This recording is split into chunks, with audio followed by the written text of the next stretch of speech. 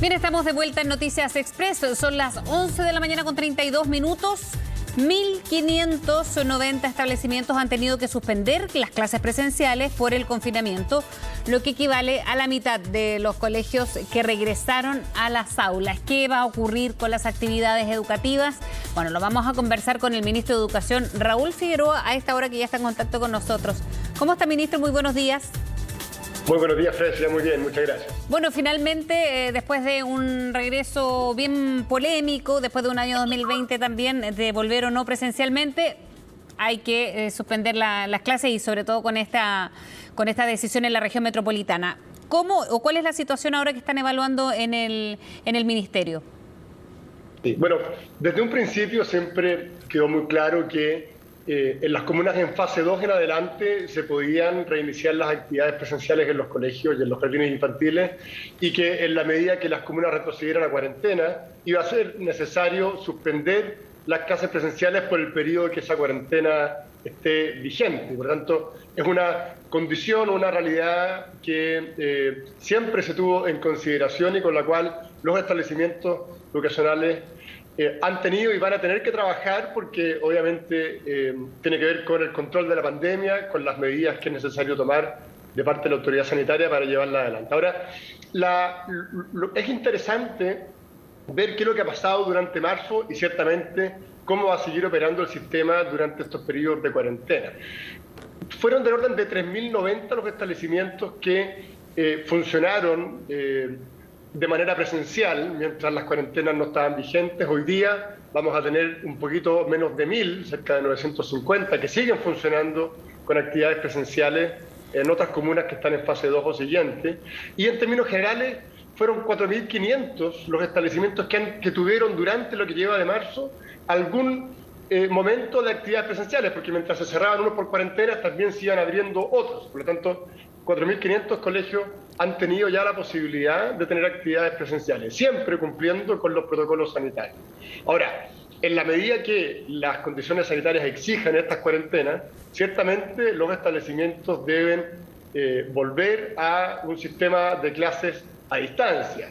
Para ello, el Ministerio de Educación ha mantenido permanentemente los apoyos, tanto en la plataforma Aprendo en Línea, como la televisión, la radio, apoyo directo en material físico, la biblioteca digital escolar, solo por citar algunos que se han seguido reforzando. Es un momento complejo, el 2021 tiene que ser distinto al año 2020, pero ciertamente en la medida que las exigencias sanitarias lo hagan necesario, los colegios van a tener que ir moviéndose entre la presencialidad y la educación a distancia. Ahora, en el escenario es bien distinto al año pasado a esta hora, porque si bien ya tenemos más conocimiento del virus, también se han ido integrando otros elementos.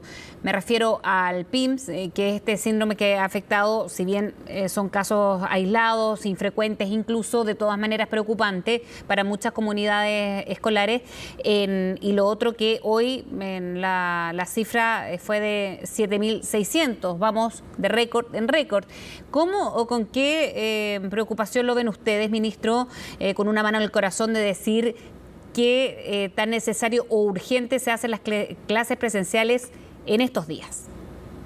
Sí, bueno, son varias cosas, vamos a tratarlas todas. Primero, respecto del PIMS, obviamente, bueno, además de ciertamente lamentar y acompañar a las familias que han tenido que lamentar una pérdida,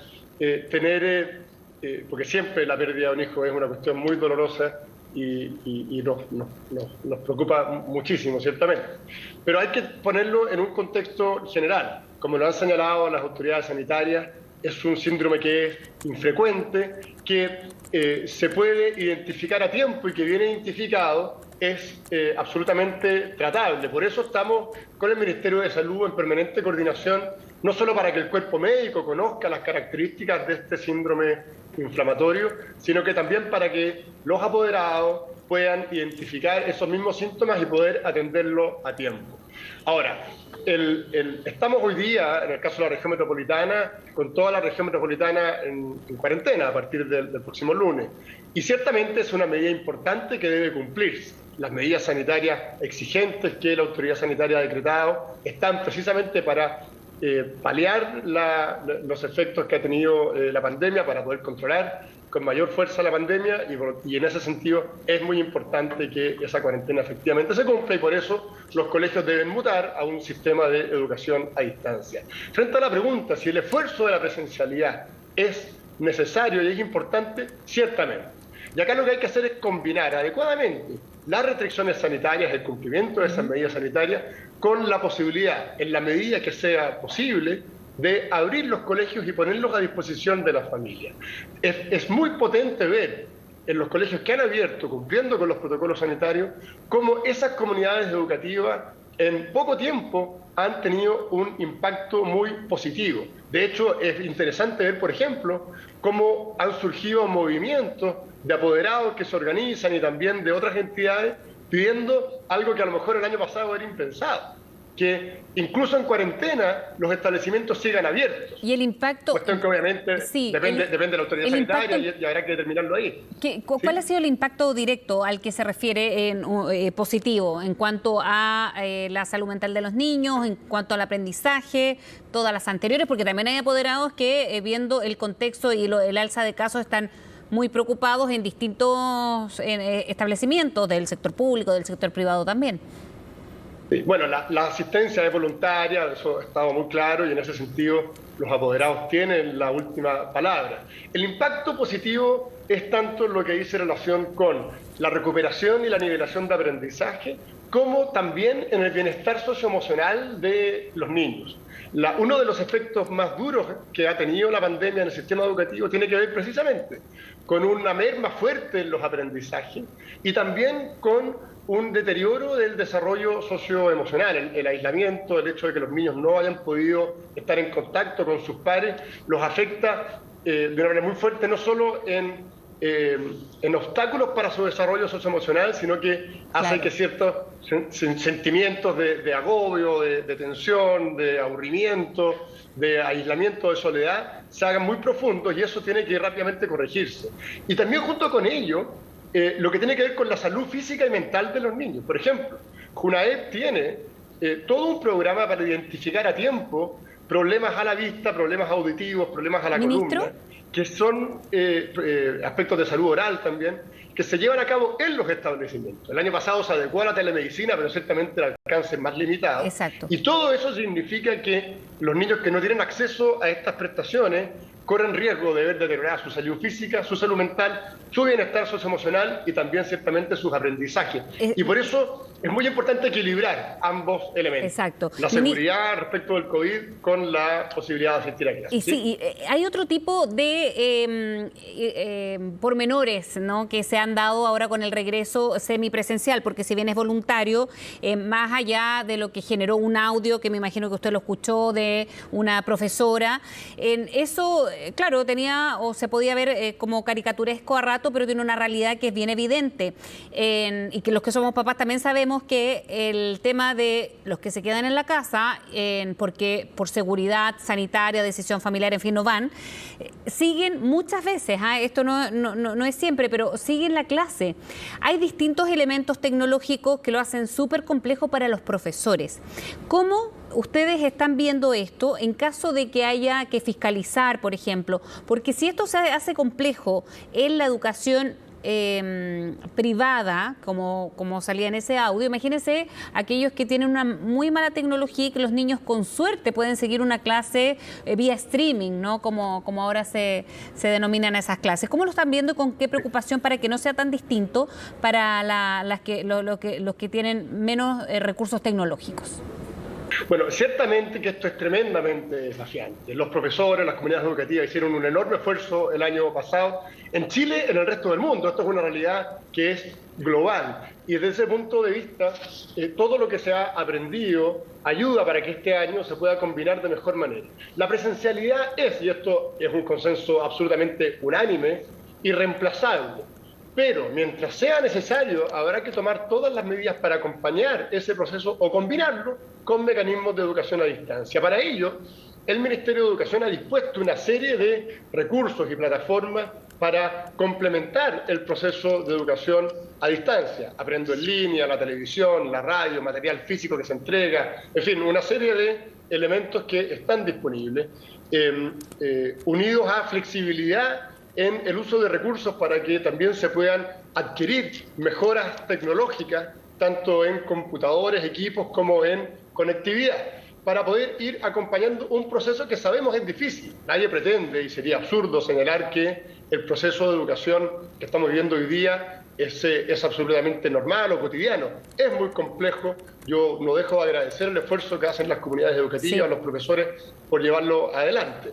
Y ciertamente requiere una combinación. Ahora, y es por eso, y en esto es bien importante, es que en la medida que las condiciones sanitarias lo van permitiendo, hoy día no se puede en la región metropolitana, está clarísimo. Otras comunas, otras regiones del país sí lo pueden hacer y lo están haciendo. La presencialidad es un elemento relevante.